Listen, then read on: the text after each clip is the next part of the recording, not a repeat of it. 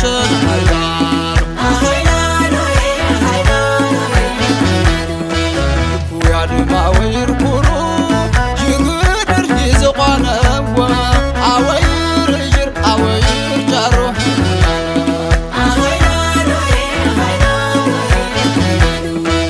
የሚናፈቀው ወግ ባህሎሽ የጀግኖች አምባ መልካመት ወጣ ገባውን ሳያልቅሽ እምዜናን አልኩኝ ተመልሽ ያለው ወይ ፍቅር ከነወዙ አይጠገብም እንደበርሱ መሰቡ አንድ ነው የሰቆጣ አሉን ደግሰው